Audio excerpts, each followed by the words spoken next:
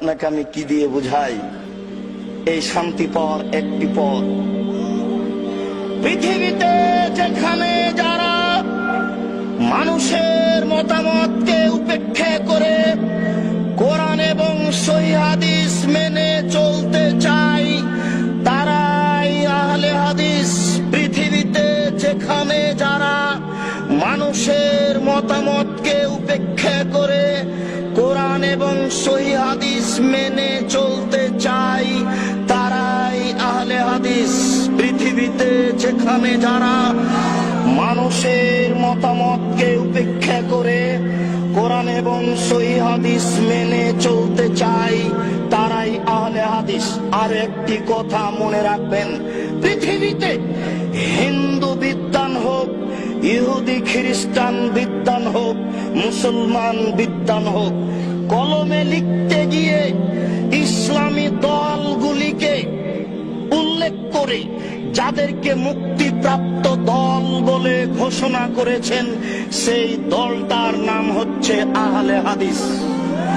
বিশ্বাস করুন, বিশ্বাস করুন, আমার এই ভাঙাচুরা বিদ্যায়, আমার এই টুটা ফাটা বিদ্যায় আমার জানা নাই পৃথিবীর কোন হিন্দু বিদ্বান, পৃথিবীর কোন খ্রিস্টান বিদ্বান, পৃথিবীর কোন ইহুদি বিদ্বান, পৃথিবীর কোন মুসলমান বিদ্বান, লাখো ইসলামী দল আছে, আহলে হাদিস ব্যতীত আর কোন দলকে মুক্তিপ্রাপ্ত দল বলে কলমে ধরেছে এটা আমার জানা নেই।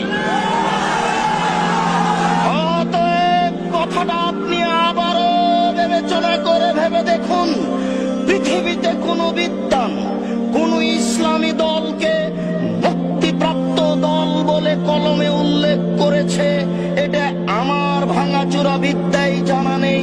শুধুমাত্র একটি দলকে মুক্তিপ্রাপ্ত দল বলে ঘোষণা করেছে, সেটাই হচ্ছে আহলুল হাদিস।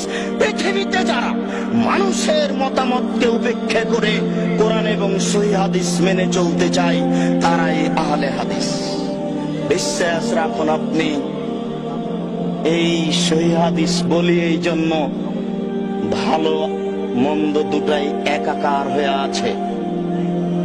সৌদি আরব থেকে ইসলাম বের হয়ে ইরাকে ঢুকেছে, ইরাক থেকে বের হয়ে ইরানে গেছে, ইরান থেকে বের হয়ে পাক ভারতে এসেছে। আস্তে আস্তে ইসলাম উল্টে গেছে।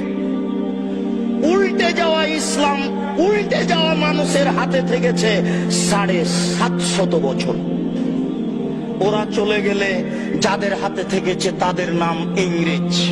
ওদের দালাল ছিল শিয়া, ওদের দালাল ছিল কাদিয়ানি, ওদের দালাল ছিল অমুসলিম, আরো কিছু লোক দালাল ছিল, তা এখন আর বলছি না।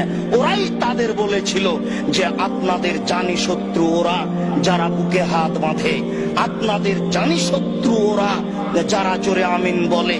তাই তারা শহরে খুঁজছিল কোথায় তারা। তাই আমাদের বাড়ি শহরে হয়নি, মসজিদেও হয়নি, শহর ছেড়ে পালিয়ে গিয়ে ওই বাগমারায় আশ্রয় নিয়েছি। বাগমারায় গাড়ি তো যায় না, যায় না, গরুর গাড়িও যায় না, গরুর গাড়ি তো যায় না, পায়ে হেঁটেও যাওয়া যায় না। ইংরেজ যেন আমাকে খুঁজে না পাই, আমি ওখানে গিয়ে আশ্রয় নিয়েছি। মনে রাখবেন, আমি মুনাফিকি করতে রাজি নই। আপনার এই কাজ দেখলে আমার খুব কষ্ট হয়। ওই মিথ্যুক আপনার বুকের উপরে মিথ্যা তাফসীর করে যায়, সে আপনার কাছে আশ্রয় পায়। আপনি জানেন না আপনার পরিচয়। আপনি সেই মানুষ, যে মানুষটা বলেছিল ফাঁসির মঞ্চে উঠে যেতে রাজি আছি, নিচে হাত বাঁধবো না। আপনি ওই সেই মানুষ, যেই মানুষ বলেছিলেন ফাঁসির মঞ্চে যেতে আছি, চুপে আমিন বলবো না।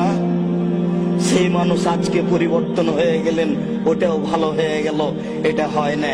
জনাব মুসলিহুদ্দিন সাহেব আপনাদেরকে বুঝাবেন ওরা কারা, যারা আমাদেরকে ভুল পথে নিয়ে যেতে চাচ্ছে।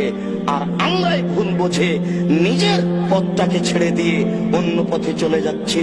আবারও চেষ্টা করি নিজে কোথায় ছিলাম সেখানে ফিরে যাই। শ্বাস বন্ধ হওয়ার আগে আপনি ফিরে যাওয়ার জন্য চেষ্টা করুন।